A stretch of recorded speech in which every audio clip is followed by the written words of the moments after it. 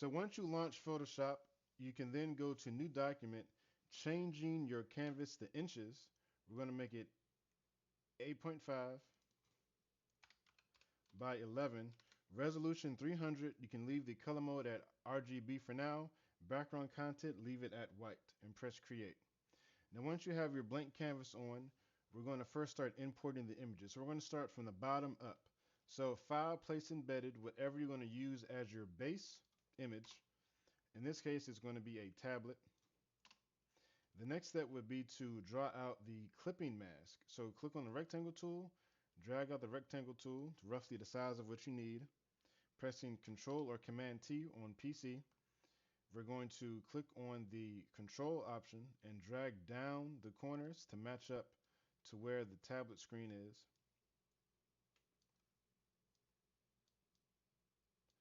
And then once you do that, you simply hit enter to OK the transformation, like so. And now we're going to leave it as a rectangle shape. So we have two layers currently.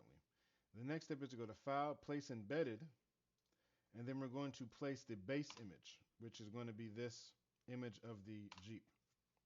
So now you want to doctor the image, meaning you want to get rid of anything you don't necessarily need or take away things you don't want. So in this case, we're going to marquee over the text of it. We're going to also right click on the layer and go to rasterize this layer. Once you rasterize the layer, you're now able to edit it. So go to Edit, Content Aware Fill. Now, if this doesn't look how you want it to look in this instance, you can erase the actual green. The green is what is being cloned around the selection. So now, instead of doing output to current layer, new layer, duplicate layer, you want to make sure you do it to current layer always, because that saves one less step of having to merge that layer later. By default, it's normally set to new layer. So press current layer, press OK, and now we have that image doctored. So now comes the selection method. Now, based upon whatever image you're choosing, the selection method, either using subject select, quick mask, or the pen tool, will be the best selection method. In this case, we're going to first try the selection subject. So it's going to press OK. Don't show again. It's going to read the image and make the selection. So in this case, it selected the truck. Now we want to add to the selection because it didn't do a good job. So I'm going to click on the marquee tool. Holding shift, I'm going to just go over the areas that I want to add, like on the wheels towards the bottom. And so now it doesn't have to be perfect for this tutorial, but for yours, you want to make sure that you're getting all the exact parts that you want or don't want. Now on this base layer, simply press Control J or Command J to copy up, and then double click on the layer 1 and then give it a name, label it. Now next up would be for the people and the canoe or the kayak. We're going to zoom in all the way, and then we're going to use the quick mask. So hit Q for quick mask and then hit B for brush. Now to scale down the brush, you can use the left and right bracket, which is next to the P. And then you want to make sure your hardness is either set to 50% or all the way. So then you can simply quickly go over the area. Now remember, it's going to look red, but you're really painting the color black.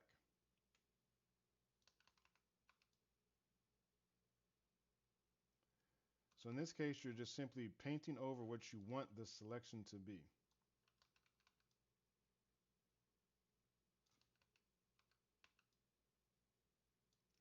Now once you finish this, we're going to simply hit Q again. That will then allow us to make the selection.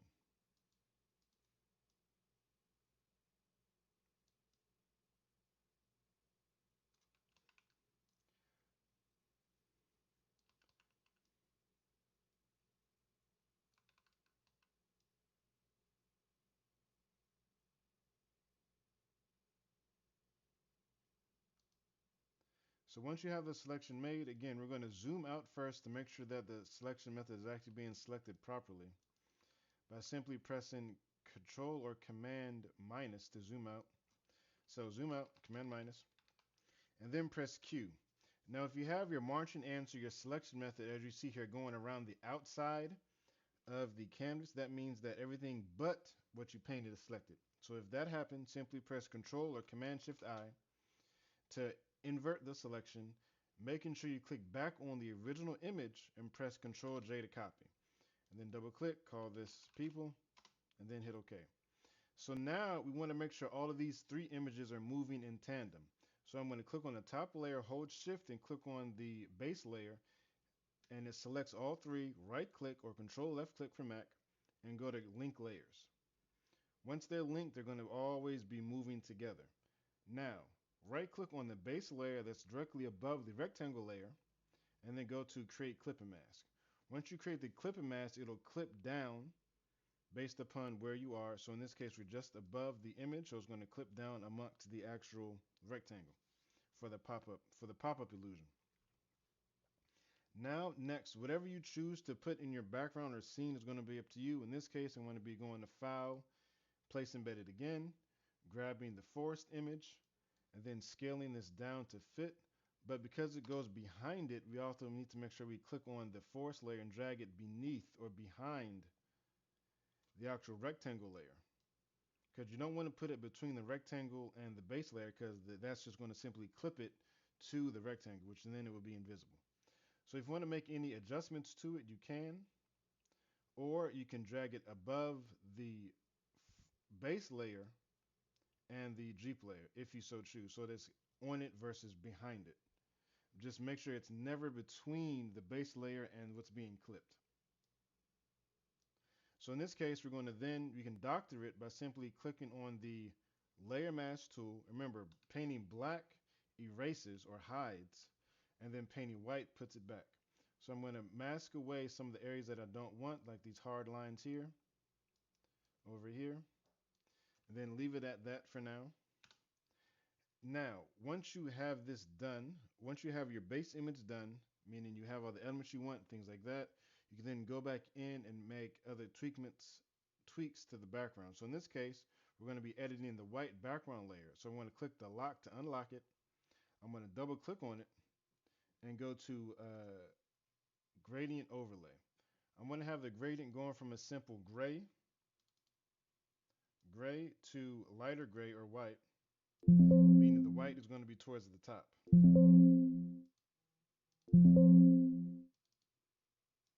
Making it white all the way.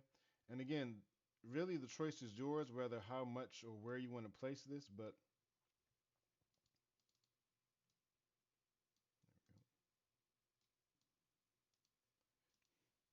so once you have this done, we're going to then edit the tablet layer by double clicking on that, going to the layer panels as well, but then going to drop shadow. We're going to add a subtle drop shadow on this particular image. I'm going to change the angle slightly. You can increase the distance, you can increase the size and spread. Again, all of these, this is going to be up to you in terms of how you want it to look. So there's no right way of doing it, there's no wrong way of doing it. It's just all about preference. So I'm going to simply hit OK because I'm happy with this slight drop shadow here. And then I'm going to lastly go to File, Place Embedded, grab the slogan and logo of the actual